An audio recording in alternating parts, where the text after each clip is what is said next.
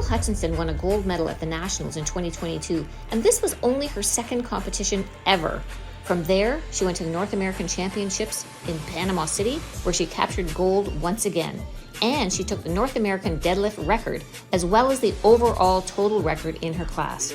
A couple of months later, she competed at the Worlds, where she placed fourth and a silver in the world deadlift record. Just a couple of weeks ago, she placed second at the Nationals.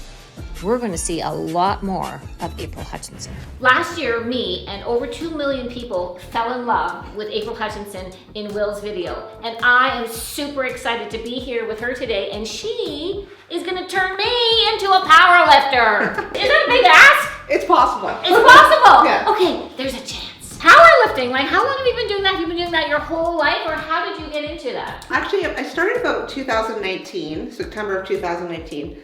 I've always kind of dabbled in it as like a little kind of way to keep fit with other activities. I was into MMA before. Yeah, I read that. Yeah, like sports like Cool. basketball, hockey, and stuff like that. So it's always been like in the background, but I really started getting serious in September of 2019. From September 2019 to now being the national powerlifting champion, like, wow, that's some pretty amazing stuff. Yeah, it was a crazy road getting there, because in September 2019, I checked myself into a rehab because I actually had an addiction to alcohol. I came out and I literally just started powerlifting like 5 times a week. And during COVID, you know how they say you can replace one addiction with another? I mean, I replaced it with a healthy addiction. I just trained and trained and trained, and with a matter of like a couple months, I had qualified for nationals. So my first competition was actually the regionals, and then I went to nationals, and then I went to worlds. So it was very quick. Like normally you don't do that. Yeah, That is a trajectory that nobody sees. Just went to nationals 2 weeks ago. I got silver medal. Awesome. And Yay. hopefully I'll be going to North Americans again For sure. in August. Powerlifting, from what I understand, consists of 3 different lifts. So the 3 lifts are, the first one is the squat, then the bench lift, or bench press, and then deadlift. So my specialty is deadlift. Now, the way I'm built, I'm tall, so most people with a tall frame will be better at deadlift, right? Because of your longer limbs. Okay. But it also works against you for the squat or the bench You press. have further to go down. I have further to go down, and I have further to press up. Bench is my worst. I train twice a week on my bench just to get it up, you know, to par. Right. So, Right. So, and then as well, like, so I do bench press at the gym, but there must be certain techniques that you have to learn. exactly. So there's certain commands that you have to follow, or else you'll get red lighted, which means you fail the lift. So a lot of people will walk in the gym and bench press like super quick off their chest. That wouldn't fly. So a lot of people that think they can bench press 225 really can't. Bench press is not my best lift. I'll just tell you that right It's not usually women's best. Yeah, we're not built like men up here. now. No, exactly. Okay, so then let's get started. All right, well, so I've been told that serious lifters do not use gloves. So they're not allowed. Well, they're They're not not allowed. I'm breaking the rules You're already. breaking the rules, and only Mark Wahlberg wears gloves. I'm not wearing the gloves. You know what, Mark Wahlberg, you're on your own. So the first lift I'm going to demonstrate is squat. I'm going to show you how I squat. All right. I do a low bar squat, which most, I'd say 90% of competitors will do a low bar. So that means that when you get under the bar, instead of putting it high up on your shoulders, which probably you squat like, I go down onto my shoulder blades, and then I simply just lift. Walk back, take 2 steps. Your legs at shoulder width apart. Okay. Some people, depending on hip movement, you might want to go wider. You also might want to go a little bit more in. And then just naturally, you want to deep breathe. You can take 1 deep breath in, fill your belly. Oh, that low. That low. That low, okay. So that's the thing with squatting. You'll see a lot of people at the gym do that, where they just kind of squat halfway down, right? Yes. I mean, I'm not going to knock anyone for doing that, because at least they're trying to squat. But in competition, you have to get above or below parallel. Like, Okay. really sink it. Like they say, ass to grass. Okay. Take a deep breath. Down. There you go. Yeah, you have great legs. Great squat. But then they're gonna put weights on each side. Yeah. Oh my God. I don't know. Woo. Yeah. It's heavy. Yeah. So just thinking about all these power lifters squatting like this, does anybody pee on the floor? Yes. Yes. Well, women especially women that have had children. I've had 3 children. There's lots of peanut. Yummy. Yeah, it's fine. So you're in a weight class.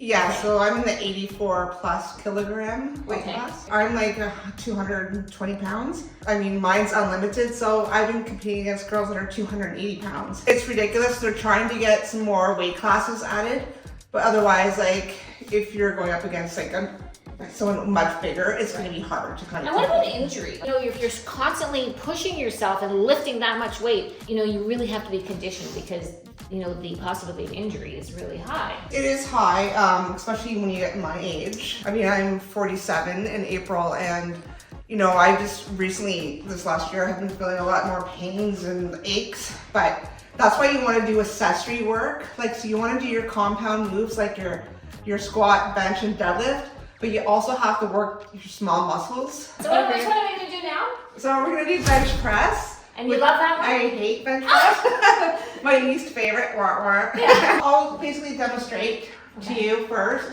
I mean, a lot of people set up differently for the bench press. So for bench, I'll just keep it simple. Your feet need to be flat against the floor. Your butt needs to be on the bench as well. You want to position your hands. I usually put my pinkies on the rings here, Okay. so that my hands are in equal positions. My eyes are lined up with the middle part here. Now, normally in competition, you'll get a command to bracket. And when you come down, you want to hit just under where the sternum is here, okay? And then explode up. Now, a lot of people think it's all chest, okay? But it's actually a lot of leg drive.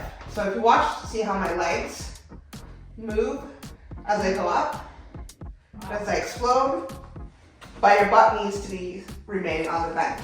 And do I breathe? Yeah, so when you lift it off, you can breathe in and embrace. But when you come down, you're gonna wanna fill your belly up with air.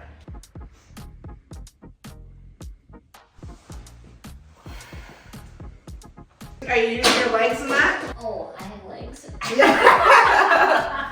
Yeah, I was like, Okay. I didn't really use the legs too much. I kind of forgot about them. I was It's- kind of all up here.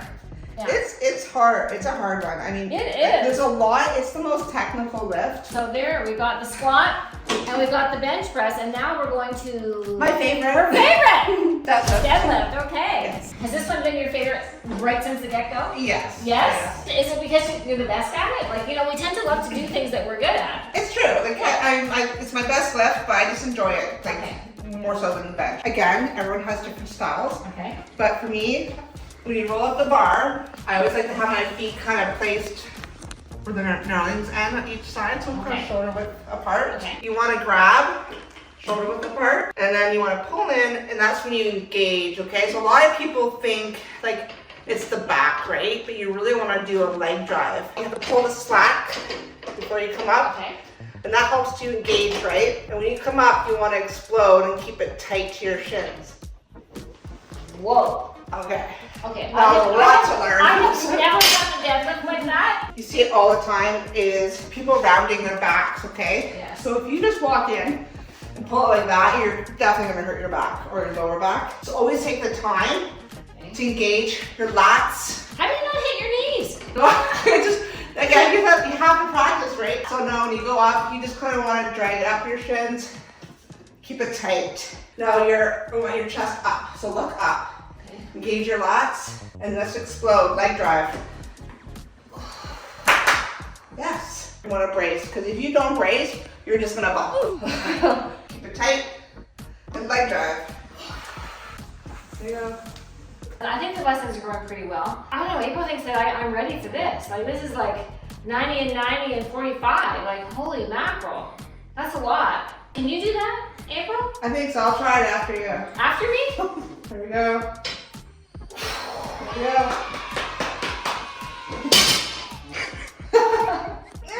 Easy. Oh. It's doable. Okay, so April, like apart from coming in here and doing your different variety of your lifts and all of the accessory kind of work, what about other things? I do ice baths. I have a massage therapist. Like basically, I do acupuncture when I need it for any injuries. I carry around my 2-liter mug of water like every day. So do you have 2 liters a day? I usually drink 2 of those, so I'm probably 4 4 liters. Wow, Yeah. okay. You know what? smash the like button, because if you don't, I'm going to send her out after you, right? And you don't want that. No, you definitely don't want that. I love your gym, April. I feel like Sylvester Stallone maybe is going to walk in the door any second. So here we are in London's answer to Chipotle, because I think that every weightlifter, bodybuilder I've ever met seems to love this kind of food. So you're on a cut right now, April? Yes, I just started a cut 3 days ago. Does that mean you're really tracking macros and calories and that? And I don't track macros, but I do watch my calories. Okay. So I actually am old school. I still use my FitnessPal to track Oh, my so does calories. Will. Like I make sure I get enough protein. That's so my number is one. that your number one thing? Number one, get my protein. And how much protein would you have? Protein. I try to get anywhere between 180 and 200 grams. And anything specifically that you don't have, other than wine? Oh yeah, other than alcohol. Yeah, no. Do you have a sweet tooth, or is there any favorites? Like, Yes, I do. Actually, that's my downfall is my sweet tooth. But I try to do little tricks like when I do have a sweet tooth. Today, for example, I'll try to make a smoothie, like a sweet smoothie. okay. I love fruit. Like I love fruit. Me too. So I find that really helps me with my sweet tooth. And what about cheat days? Are you a proponent of the cheat day mentality? Like if I'm doing really well, like I might have a cheat meal, like a little treat, but I don't make it a cheat day. Because I do feel like a whole cheat day, you can just bomb your success throughout the whole week. All right, let's dig in. Here we go. Listen, if you've liked this video, please smash the like button and subscribe if you're new, and I'll see you in the next one.